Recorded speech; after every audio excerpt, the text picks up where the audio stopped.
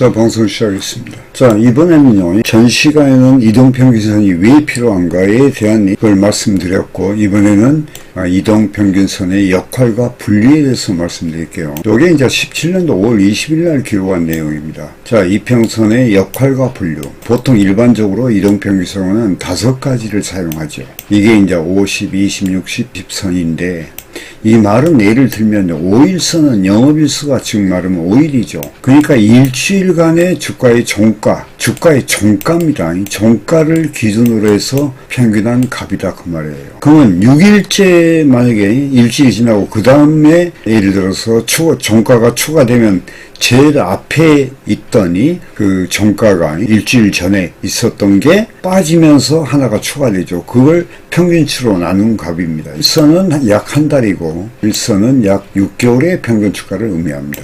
왜 이렇게 세분화시킨 이유는 한 개의 선으로 매매가 가능도 하죠. 어떤 한 개의 선 위에 있으면은 매수, 밑에 있으면은 매도 할 수가 있겠죠.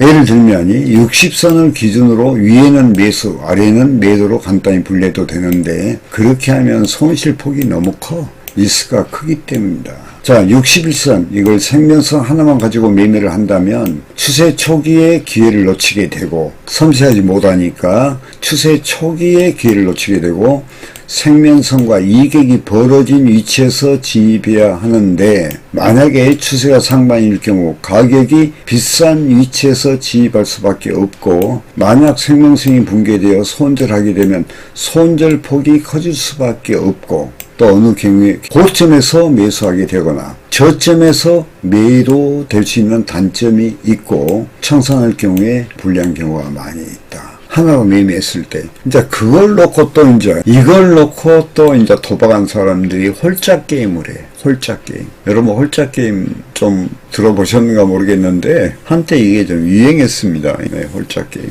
그러니까 어느 선을 기준으로 해가지고 예를 들어서 위로 가면 또 밑으로 가면 여기에 이제 돈을 거는 거예요. 선물시장에서. 참 도박이죠. 자, 이러한 문제점을 보완하기 위해서 61선이 생명선보다 기간이 짧은 3개의 이평선을 추가하여 이평선을 설정하는데 보조생명선 21선이죠. 그 다음에 생명선은 보다 기간값이 3분의 1 정도의 기간값으로 정하면 되고 2차 추세 강도선 11선이요. 근데 보조생명선에 아까 21선 여기 있죠.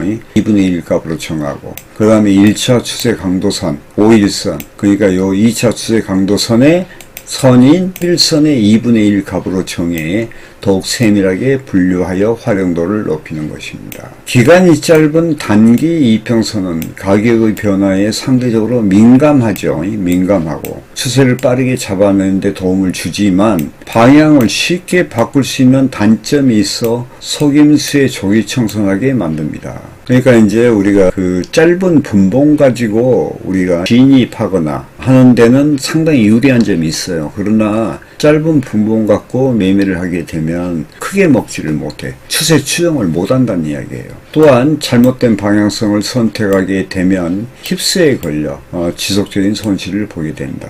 왜냐면은 이 휩소라는 것도요 보면이 어떤 한계가 있거든요. 그런데 우리가 만약에 5선, 10선, 이 60선을 갖고 매매를 하게 되면 그 안에 휩소가 다 들어있거든요. 그렇기 때문에 휩소는 그렇게 크게 문제가 안 되는데 만약에 5선만 가지고 매매를 한다. 이거 밤낮 휩소에 걸려가지고 이게 거의 매번 손실이죠. 자, 반면 장기 이평선을 사용하면 휩소는 당하지 않지만 트레이딩 기회가 많지 않고 또 손절폭이 커질 수 있는 단점이 있다 이 말이에요. 중요한 건 이평선의 기간값에 따른 특징을 정확히 이해하는 것이 중요하다. 그러니까 이게 기간이 길고 짧고 하면이 그 이평선 즉 말하면 평균 가치죠. 이걸 가지고 간단히 말하면은 상하이 개념이 만들어지는 거예요. 이게 기초거든요. 상위 차트에서는 어떤 방향성을 제시하고 그 다음에 중하위 차트에서는 그 방향성에 맞는 어떤 과정을 이야기한다고 제가 전 강의에도 이야기했죠. 그래서 이평선의 역할이 상당히 큽니다. 우리 코뎀 트레이더는요 약간의 트랩이라는 게 있어요. 힙소하고 거의 비슷한 건데요. 트랩을 보완하기 위해서 5, 13, 26, 66, 130선을 사용하는데 이 기간값이라는 것은 사용자가 편리하게 변경할 수도 있습니다. 자, 이평선에 관한 책 속에 자세히 설명되어 있으니 구입하셔서 기초를 튼튼히 하라는 이야기입니다. 이평선의 기울기, 배열도 이런 거에 대해서 여러분들이 많이 알아야 됩니다. 그래야지 차트를 보는 눈이 커지겠죠. 자, 이평선의 역할과 분류인데요. 이건 뭐 좀 간단합니다만은 간단합니다. 자, 이평선의 역할과 분류, 시장을 분석하고 올바른 판단을 할 수 있는 능력은 능력이라고 그랬죠. 투자의 성패를 결정짓는 가장 중요한 요소입니다. 선물시장에선 기술적 분석법을 주로 사용하는데 다양한 분석법 가운데 어떤 분석법을 사용하든 간에 분석자가 인간이기 때문에 여러가지 제약 조건으로부터 자유로울 수가 없고 자신이 올바르게 해석하여 분석할 수 있느냐와 자신이 올바르게 차트를 분석할 수 있느냐와 선입관에서 벗어나 완전히 객관적인 시각으로 분석을 임할 수가 있는가의 문제도 있다.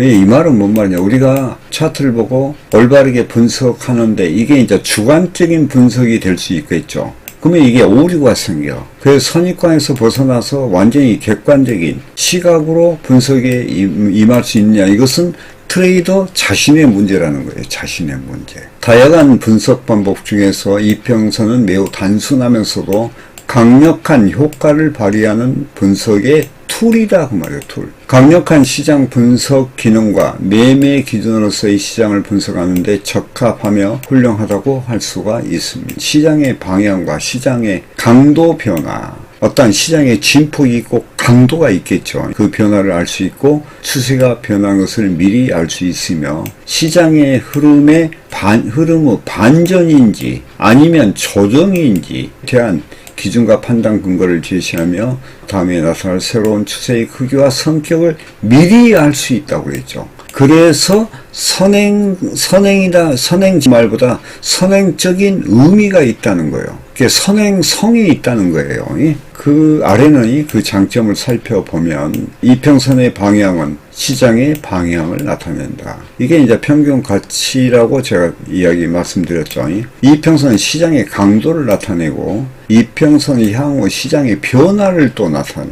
또 이평선은 반전을 판단하는 최적의 툴이다 이거죠. 이평선은 조정 후 추세의 흐름을 보여준다. 상과 같은 내용들의 상세한 것들은 책을 통하여 공부하시고 실전을 통해 경험하시길 바랍니다. 제가요 처음에 해선시장도 처음 공부할 때는 제가 일목균형표를 제가 사용을 했어요. 그런데 이제 하다 보니까 세계적인 탑 트레이더 명절을 보니까 거기에서는 전부 이평선이 깨끗하게 나와. 그래서 그러면 나도 이평선 공부를 해야 되겠구나. 세계적인 명트레이더들이 이평선을 보니까 그래서 하게 됐는데 이평선의 장점이 너무나 많습니다.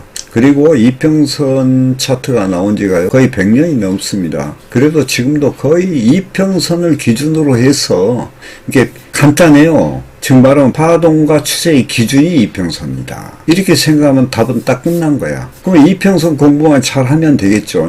그런데 이제 이평선의 배열도 기울기, 거기에서 시장의 방향, 그 다음에 시장의 강도. 우리가 이제 여기서 뭐 변동하다가 여기서 뭐 변동했죠. 이평선 여기서 이게 이제 이평선에 보면이 혼재 구간이거든요. 이런 식으로. 그러다가 예를 들어서 여기서 이렇게 올라오면서 여기서 이평선이 이렇게 올라오면서 이렇게 맞고 올라가죠. 그러면서 여기서 5선이 이렇게 살기 시작해. 그리고 나서 이런 식으로 이렇게 올라가죠. 그게 방향성을 나타내기 때문에 그게 이평선의 수렴과 확산이에요. 이평선이 수렴이 딱 되거든요. 그 올라칠 때는 단기 이평선이 올라가. 5선, 13선이 수렴을 딱 한다고. 그리고 26선 딱 받쳐주고 있고. 그런 것을 우리가 잘 봐야 돼요. 이게 이제 시장의 강도거든. 앞으로 이제 시장이 어떻게 될 것이냐. 상태에서 보면요. 여기에서 상태 올라갔어요. 그러면 여기에서는 이평선이 이렇게 죽어. 그래서 요 위에서 이제 이평선이 단봉으로 나타나다가 어느 순간에 이렇게 떨어지기 시작해. 그러면은 5선이가 뭐 13선이 그 다음에 늦으니까 이제 여기서 요렇게 밑에 올라가서 여기서 요렇게 올라갔겠지. 그리고 여기에 딱 굽어지면서 요렇게 저항받을 때 여기가 5선이랑 여기가 매도 자리야. 그럼 요렇게 빠지게. 이게 요걸 뒤집어 놓고 나면은 여기 매도라 치면요. 요걸 뒤집어 놓으면 똑같습니다. 이거하고. 그래서 향후 시장의 변화도 나타내고 또 반전인지 아니면 조정인지 이런 것도 우리가 알 수가 있는 거죠. 잘 아시겠죠? 오늘은 이평선의 역할과 분류, 그 다음에 이평선이 왜 두 가지 말씀드렸습니다. 제가 간단하게 말씀드렸으니까 여러분들이 그 서점에서 이 책을 좀 구입하셔가지고 보면 아마 아실 겁니다. 아시겠죠? 자, 마치겠습니다. 감사합니다.